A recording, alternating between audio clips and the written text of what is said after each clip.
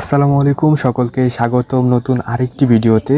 আজকে আমরা future perfect tense নিয়ে আলোচনা করব। তবে যারা গত ভিডিওগুলো দেখেন নেই, প্রেজেন্ট, পাস্ট এবং ফিউচার ইনডিফিনিট কন্টিনিউয়াস, তারা অবশ্যই সেগুলো দেখে নেবেন, না হলে টেন্স সম্পর্কে খুব ভালো একটা বিষয় জানতে পারবেন না। আজকে আমরা বিস্তারিত ফিউচার পারফেক্ট টেন্স জানতে যাব। ফিউচার পারফেক্ট টেন্স বলতে এরকম একটা টেন্সকে বোঝায় ভবিষ্যতে কোনো নির্দিষ্ট সময়ে কোনো কাজ শেষ হয়ে থাকবে, তাহলে সেটা হবে future perfect tense. Future perfect টেন্সের স্ট্রাকচার হলো সাবজেক্ট প্লাস শেল অথবা উইল প্লাস হ্যাভ প্লাস ভার্বের বি3 প্লাস অবজেক্ট। অ্যাফার্মেটিভ সেন্টেন্সে একই ধরনের স্ট্রাকচার হয়ে থাকে, সাবজেক্ট প্লাস শেল অথবা উইল প্লাস হ্যাভ প্লাস ভার্বের সাথে ভি3 প্লাস অবজেক্ট। তাহলে অ্যাফার্মেটিভ সেন্টেন্সের উদাহরণ হবে I shall have finished my work by 9 PM। রাত 9টার মধ্যে আমি আমার কাজ শেষ করিয়া থাকিব। এখানে শেল উইলের পার্থক্য আমি ফিউচার ইনডিফিনিট টেন্সের ভিডিওতে বলেছি, সেটা অবশ্যই দেখে নেবেন। নেগেটিভ সেন্টেন্সে স্ট্রাকচারটি হবে সাবজেক্ট প্লাস শেল অথবা will plus not plus have plus ভার্বের past participle form plus object.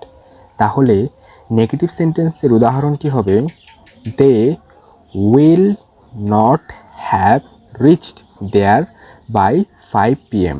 তারা 5টার মধ্যে সেখানে পৌঁছে থাকিবে না।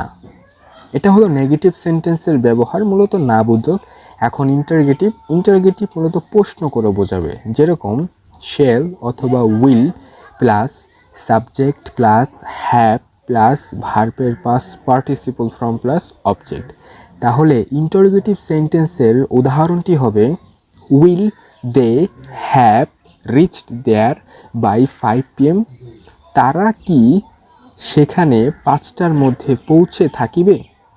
এটা হলো ফিউচার পারফেক্ট টেন্সের অ্যাফার্মেটিভ, নেগেটিভ, ইন্টারগেটিভের ব্যবহার।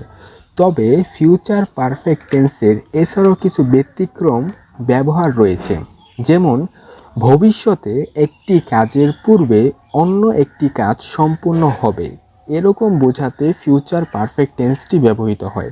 যেমন I will have returned him the book before he wants. সে চাওয়ার আগেই আমি তাকে বইটা ফেরত দিয়ে দেব। এটা হলো এক ধরনের ব্যবহার। আর কিছু অ্যাডভার্ব রয়েছে যেগুলো বাক্যে থাকলে সেটা সবসময় ফিউচার পারফেক্ট টেন্স হয়ে থাকে, যেরকম by then, by this time, by the next year, by the 10th ইত্যাদি।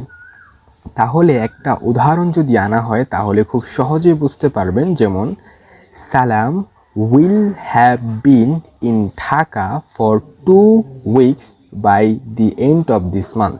যে সালাম এই মাসের শেষের দিকে 2 সপ্তাহ ধরে ঢাকায় থাকতে থাকবে বা ঢাকায় থেকে যাবে।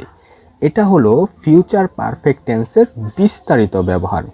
আশা করি আজকের এই ভিডিওটি দেখে আপনার অবশ্যই ফিউচার পারফেক্ট টেন্সের যত ধরনের সমস্যা ছিল সব ক্লিয়ার হয়ে গিয়েছে। যদি তারপরও সমস্যা থেকে থাকে অবশ্যই আমাকে কমেন্টে জানাবেন, পরবর্তী ভিডিওতে আমি চেষ্টা করব সেটার সমাধান দিতে। নতুন হয়ে থাকলে চ্যানেলটি সাবস্ক্রাইব করতে ভুলবেন না। দেখা হচ্ছে পরবর্তী ভিডিওতে নতুন কিছু নিয়ে। আসসালামু আলাইকুম।